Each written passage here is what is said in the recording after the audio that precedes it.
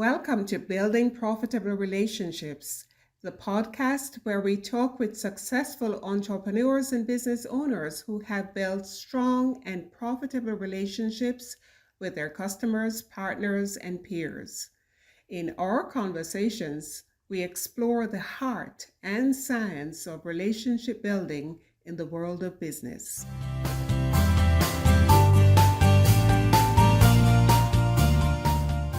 How do you go about identifying and approaching potential joint venture partners to build mutually beneficial relationships? And how have building relationships impacted your bottom line?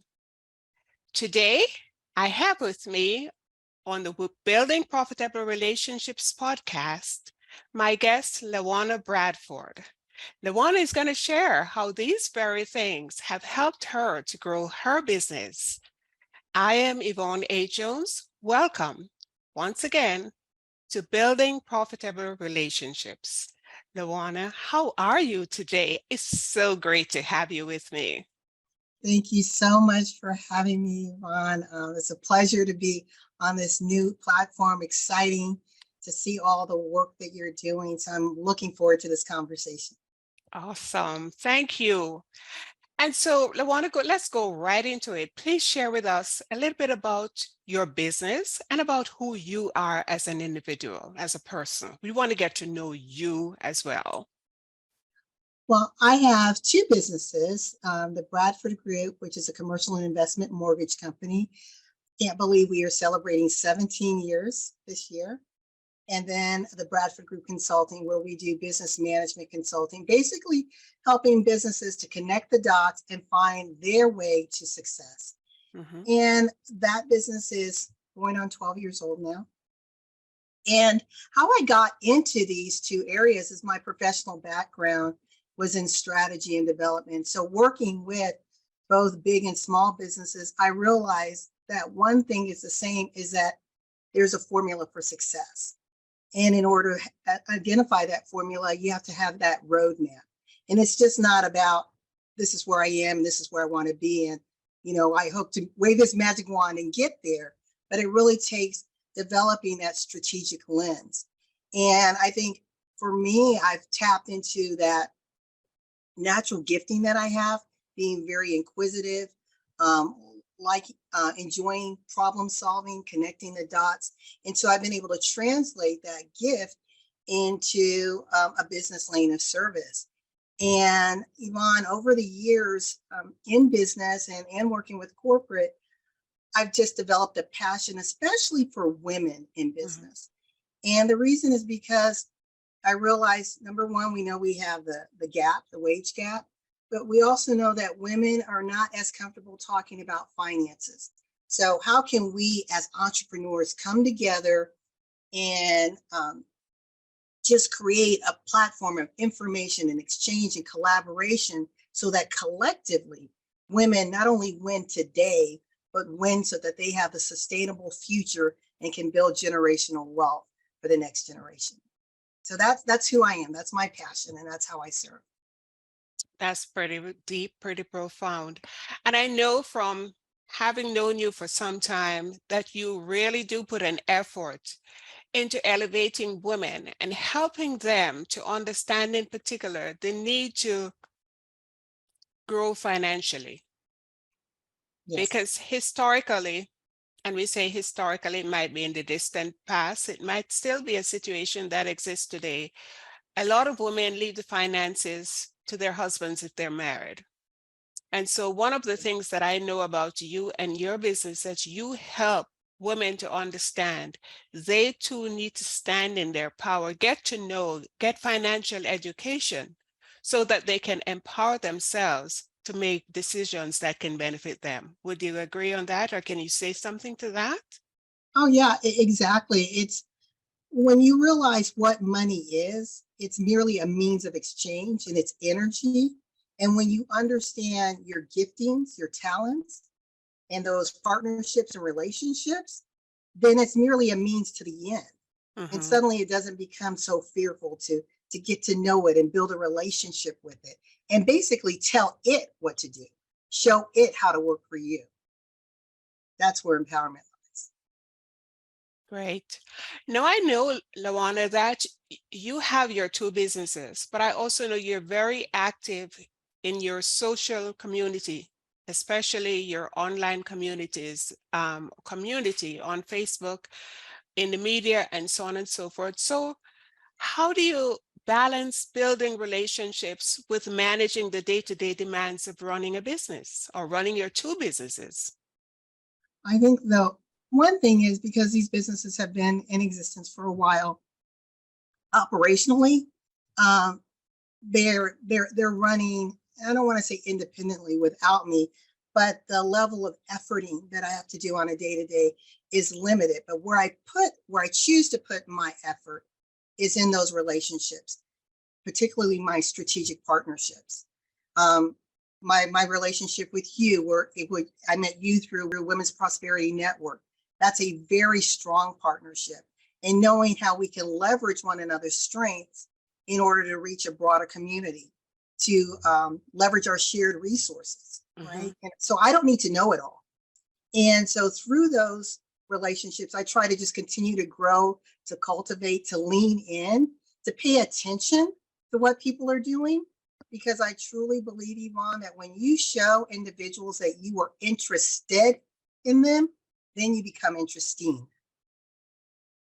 That's the truth. That's the truth. And by you mentioned Women's Prosperity Network. I had someone here on this podcast too who attributed a significant amount of her success to her connection to Women's Prosperity Network. So it's a really great organization. But I know that you have also, and it's not but, in addition, I know that you have also gone into a little bit deeper into the media because you actually had a television broadcast last year. Can you tell us a little bit about that? Because that came about because of a relationship that you have with your business partner. So could you tell us about that as well? Well, I have actually three television shows, so I'll just talk briefly about each of them. One is called Business and Financial Raw Talk. The other is Power of the Pen, and the third is Choose to Challenge. And even though they seem very distinct in their lanes, they have an interrelationship. And I just encourage anyone that's listening to your platform, again, lean into your strength and make sure that whatever you're doing complements itself. So how Mhm. do these things complement? Well, Power of the Pen deals with the power of the voice, being true to yourself, whether it's a written word, spoken word. So this is a platform to spotlight women authors, books written designed to inspire, elevate, and empower women. The second, Choose to Challenge, comes about because during the Choose to Challenge, it was 3 years ago, International Women's Day, that was a theme. And I interviewed 21 women from 5 different countries. And that program, because you never know who's watching you, Mhm. that airing on Facebook was actually picked up by EXOD Network. They contacted me and they said, we would like to air all of these on our broadcast. And then they came back and said, would you like to have your own show? So that's how I started in the television side of the house. I had never even thought about doing something like that. And Mm. Choose the Challenge is designed to really cause women to say, what do I need to challenge? Is it my mindset? Is it my limiting beliefs? Is it the systems, institutions? Is it relationships? What's keeping me stuck and not rising to my greatest and highest self? And then the business piece is that lane of excellence. So again, challenging those ways of doing business and saying, I can be different and still compliment someone who's in the same field. I don't need to be threatened because you're doing what I do. There's enough to Mhm. go around. So again, it starts first with my voice, my authentic expression of who I am. Then it goes into challenging things around me, because until I deal with me, I can't challenge anything. And then finally, now how do I take all that together and create a lane of commerce and opportunity for myself, my community, the nation, and the world? Fantastic. And you refer to what we talk about as competition Yes, instead cooperation. of competition. Because as you rightly said, LaWanna, there is so much to go around. There's absolutely no need to be focused on somebody else, what they're doing, and compare ourselves to them, because we will always be able to create our tribe, but we have to also allow people to trust us. Exactly. So, what strategies do you maintain? And before I go to that, I just love to find out from you, is there a particular strategy you have when you want to approach joint venture partners or even business partners? I know in one case you mentioned that they actually reached out to you, but have there been instances where you have approached joint venture partners or a business partner? And how do you do this so that, how are you able to do this so that it ultimately benefits you? It's a profitable relationship, and profitable, of course, doesn't necessarily have to be money, financial. Profitable has a lot of meanings, but however we define that in the context of what we're talking about, how have you been able to sort of like make that decision that benefits you and your organization? Certainly.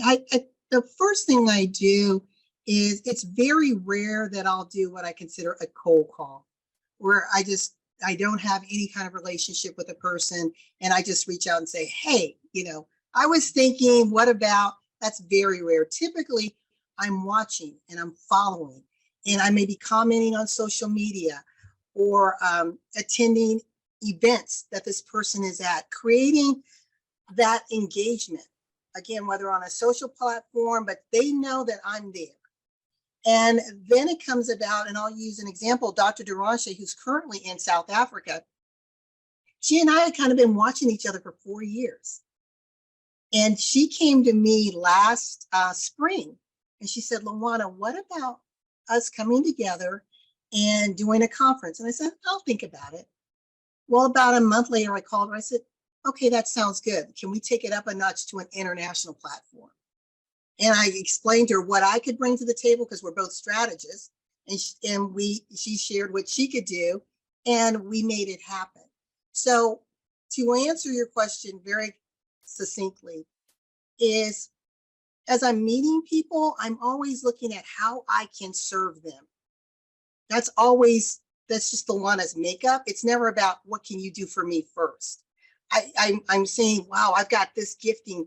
If I could showcase it for them, and I'm not looking for them to necessarily pay me for it. It's just, I just want to help. I want to serve.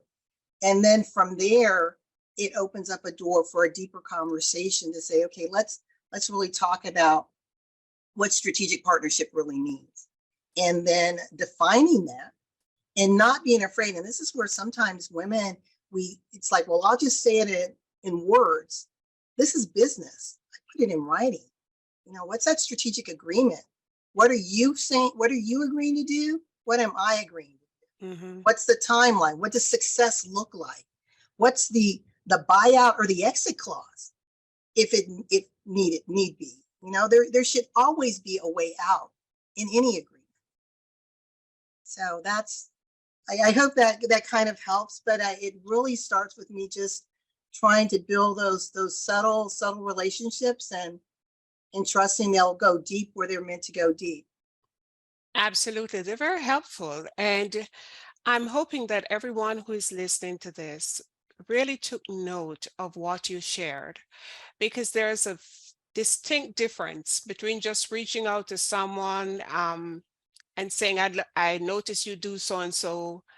I'd love to do so and so with you, but you have not taken the time to build a relationship, which is what you talk about. You watch people, you follow them, you make sure that they recognize that you are following them, you are noticing them. And so in a subtle way, it may take a while, but you're actually building a relationship day by day, week by week, by every interaction, so that when there's an opportunity to be of service, now it's not just coming out from left field where you're just coming, who are you? The person is aware of who you are and what you can potentially bring to the table so that they're in a position. It's a totally different mindset. Well, I wrote a chapter in a collaborative book several years ago, and it was called Character. You're not so invisible force. And when you pause and watch and become very observant as to how people are reacting and responding to others around them, Mhm. or even commenting when you comment on something on social media, it really gives you an insight into their character. And I have found, Yvonne, anytime I've been hasty and I think, oh, that person and I may work together, it's been the wrong move because I was too quick. I was just Mhm. looking at the superficial rather than saying, let me watch how they manage their business, how they interact with other people. Are they really who they say they are? Because your values, it comes through. You don't Mhm. have to talk it. I'll see it in your walk. That's true. That is so true. It's going to show up sooner or later. Sometimes it's later and you have cause to regret it, but it's going Yes, to it's going to show up at some point. it will. So on the side of your two businesses, LaWanna, let's go back to that for a moment because those 17 years and 12 years, it means that you're doing a lot of things right. So, what are some of the strategies that you use to maintain these long-term relationships with your customers or clients, however you refer to them? I would say the one thing is, and it's one of the trainings that I do, and it's actually one of my signature talks. It's called Reposition to Remain Relevant. Life is always changing. Customers are getting more savvy. The economy is, it ebbs and flows. Businesses change, they come and go. So you have to first be a student of your industry. Don't just hope that things come together because hope isn't a method. And when you're a student of your industry, you're paying attention to what the bigger players are doing in your market space. Success leaves clues. So I spend a lot of time studying the trends, studying the moves others are making because it will have a trickle down effect on how I respond. And I'm always assessing literally every single month. I'm looking at how do I strengthen my market position? How do I remain relevant in the minds of my customers and in the minds of those that I'm even trying to attract as customers and or clients? Because if you're not relevant, right, we've got the new generations coming up. If you're Mhm. not positioning yourself to be relevant to the Gen Zers, then, are you going to go the way of the dodo bird in a few years? So it's not just looking at the now, but having that strategic lens and foresight to say, okay, how are they doing business? How do they like to be communicated to?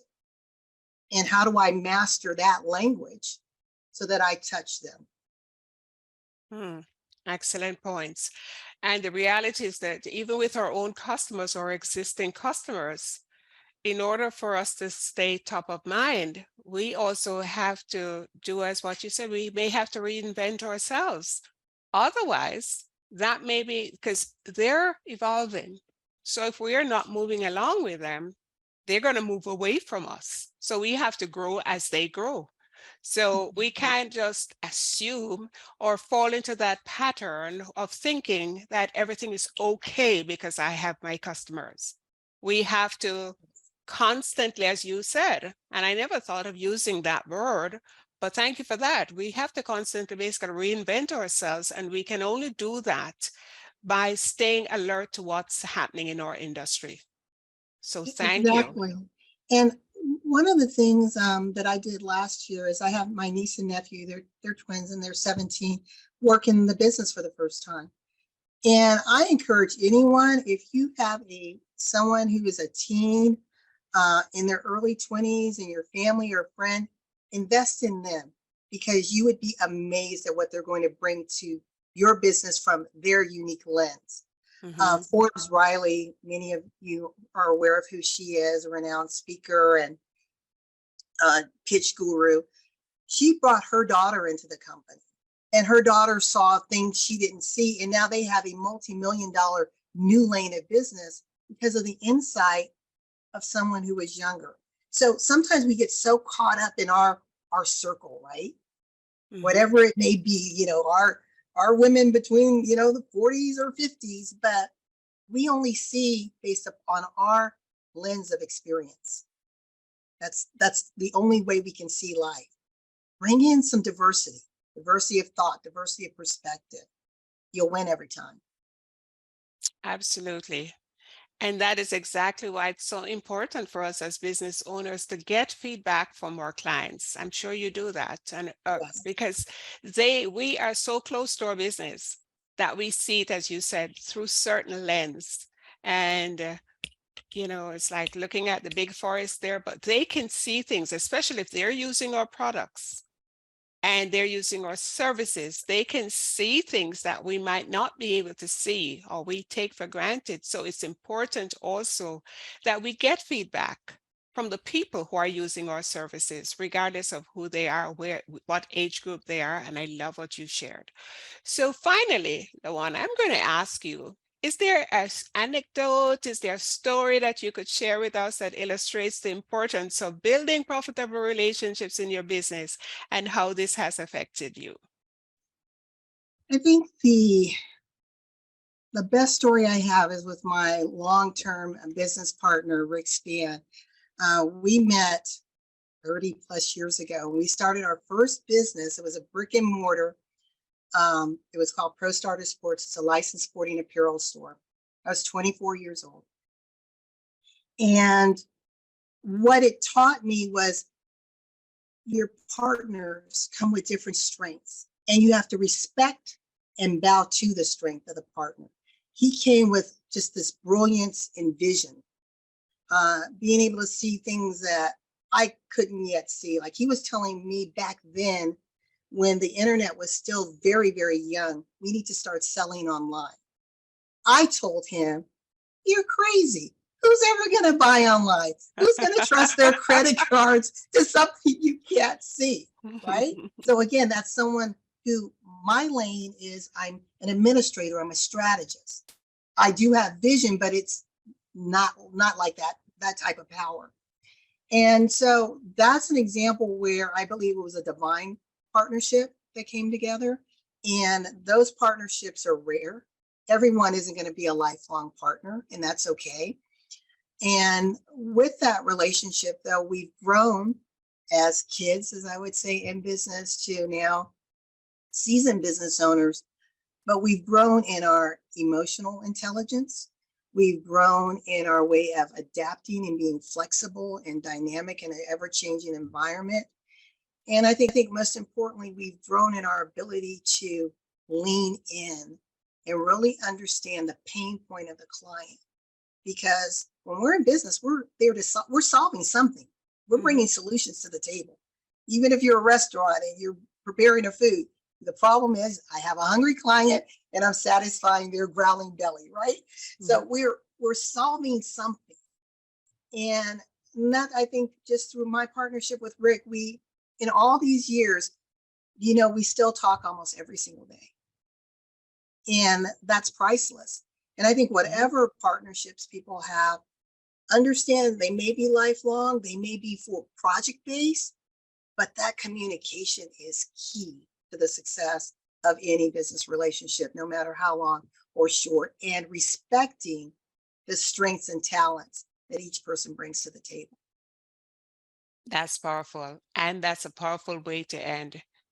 Respecting what each one brings to the table, because we don't have the same strengths in every area. So I think it's wonderful that you're able to partner with someone who has some of the strengths that you may not have, and you have strengths that I'm sure that he doesn't have. So that's what those things really make an ideal type of partnership. And based on the number of years, you have built a strong relationship there with your business partner. And altogether, LaWanna, you have definitely shared a lot of golden nuggets, not only with building relationships with your clients and customers, understanding what their needs are, reinventing yourself so that you can stay relevant, but you also have built those relationships with your partners in business, whether it's a project-based partnership or whatever it is. I love how you define that, because I think sometimes when we hear partnerships, we think, oh, this is a lifelong thing. No, it doesn't have to be. It can just be for a project, or I can be for a while. It can be for a year, it can be for 2 years. It doesn't mean you're tied to each other for life. So as we wrap up this wonderful discussion together, Is there any last minute point you'd share about the value or what to look for? What would you advise small business owners, entrepreneurs, professionals, wherever they are, whoever they are, as far as growing their business by building relationships? What would you wrap up this episode with? I would say one of my favorite quotes is an African proverb, and it states that you can go far by yourself, but you can go farther together.